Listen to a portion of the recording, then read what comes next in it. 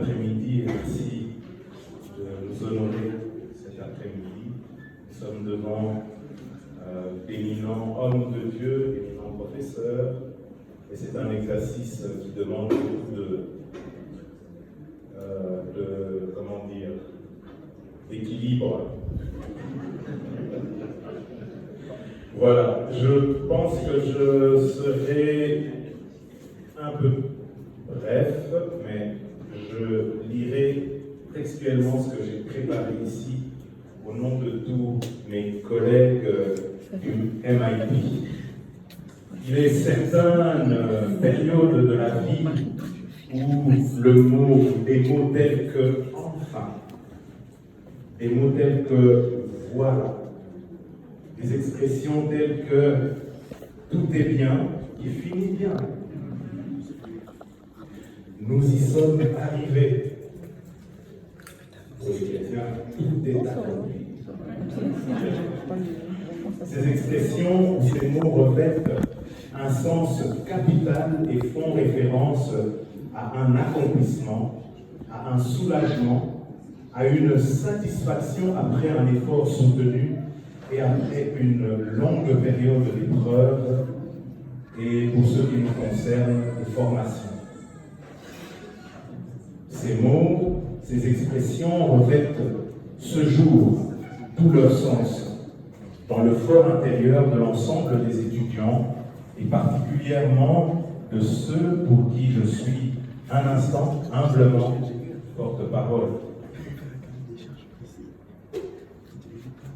La faculté de formation théologique de Bruxelles, aujourd'hui séminaire de formation théologique de Bruxelles, alors tenez-vous bien, serrez bien votre ceinture, est un risque positif. Ce genre de risque qui mène à une transformation, que dis-je, à une métamorphose mentale, morale et spirituelle. Le MIT, comme on le cite familièrement, cette formation nous a été bénéfique à plusieurs égards. Elle a eu pour effet, sur mes distingués collègues et sur moi-même, de nous remettre en question. Elle a eu pour effet de nous pousser à ne plus avoir peur de nous poser des questions appropriées. Elle a eu pour effet de nous pousser à oser nous lancer et nous investir dans une recherche encadrée, prudente et intelligente du cadre historique, culturel, linguistique et contextuel des écrits bibliques. Elle a eu pour effet de nous pousser à comprendre l'importance de toujours être humble malgré la connaissance et le savoir acquis. Elle a eu pour effet de nous pousser au respect du prochain. Elle a eu pour effet de nous pousser à comprendre l'importance de la discipline et du caractère vital de la formation continue. Le MIT est non seulement une formation consistante, mais aussi un agréable voyage dans les territoires de l'homilétique, de l'Ancien Testament, du ministère chrétien volume 1, du ministère chrétien volume 2, et enfin du Nouveau Testament. J'allais dire Alléluia, mais je me retiens.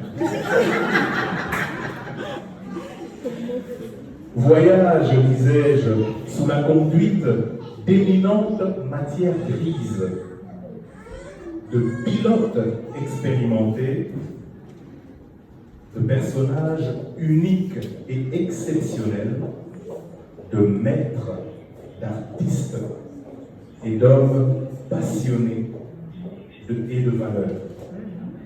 Ils sont là, devant vous, et j'aimerais que vous puissiez les applaudir. Et pour vous donner une illustration, l'un d'eux, que certains des étudiants reconnaîtront certainement, pas ceux qui suivent, l'un d'eux nous disait ceci: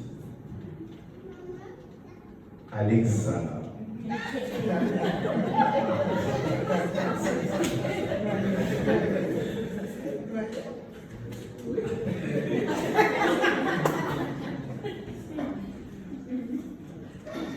je vous pose la question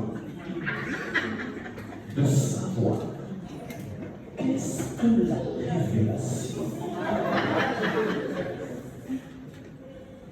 Si vous me répondez autre chose que la définition suivante, j'enlève mes lunettes. Je remets mes lunettes. La définition de la révélation, qui est la suivante. La révélation, c'est l'acte par lequel Dieu se fait connaître aux hommes, ses meilleures créatures. Car l'homme, par lui-même, et par tous les moyens dont il dispose, est incapable de connaître Dieu. Chers amis, si vous me répondez autre chose que cette définition, mais alors je vous prie,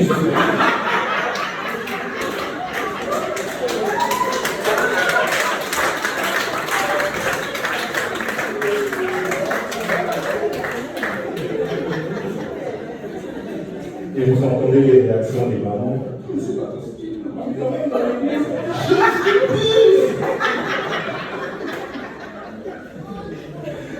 Alors, pour terminer, j'aimerais dire ceci. Le Nouveau Testament nous parle du baptême d'eau, du baptême du Saint-Esprit.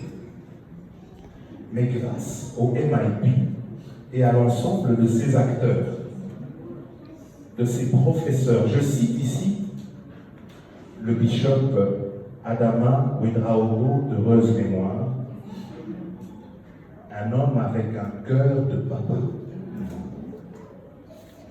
Son assistante Magali, qui est là, une femme que nous avons appris à connaître, une femme solide, qui a continué juste après le départ du bishop Adama, que j'aimerais qu'on encourage.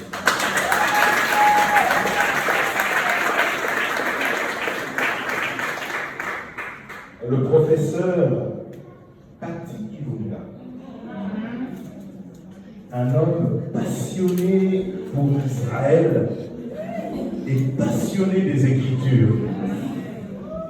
Quand il vous donne cours, vous relisez 2 fois, 3 fois, 4 fois le même verset, vous dites, mais où est-ce qu'il a trouvé la réponse? Entre parenthèses, qui ont vendu Joseph? Ne répondez pas pour vous. Le doyen professeur Simon Casali, un homme d'une finesse intellectuelle et pertinente, un homme agréable malgré les stress de certains, et un homme au sens de l'humour hors pair. Le directeur bishop, pasteur bishop Edmond Malonga, un père qui véhicule une connaissance méticuleuse de l'Église de Dieu, un homme d'une immense humilité et d'une grande sagesse.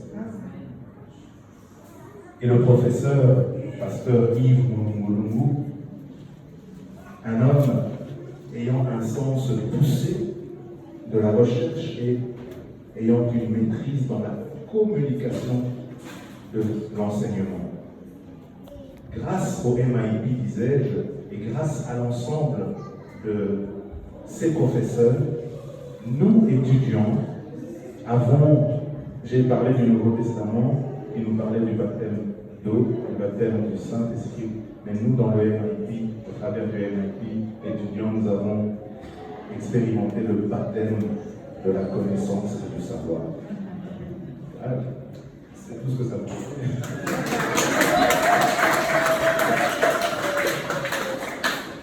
Et pour cela, je termine mon propos.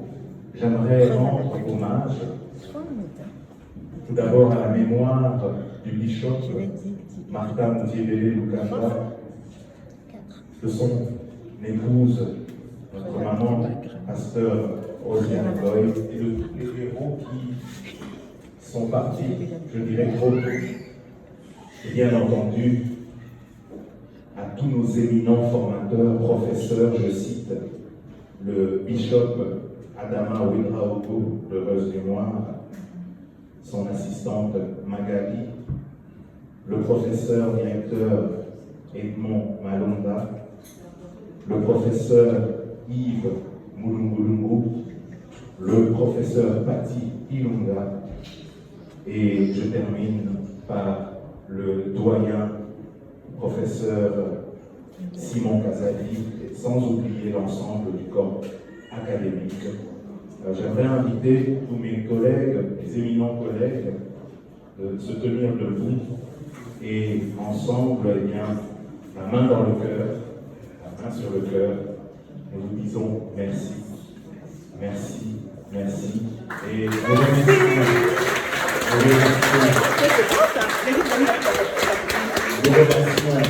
Alors, en anglais, on dit last but not least,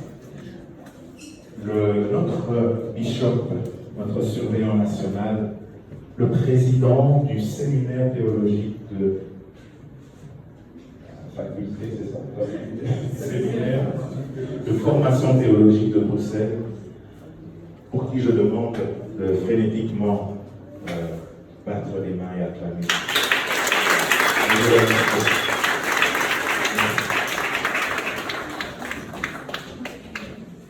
Merci beaucoup, pasteur.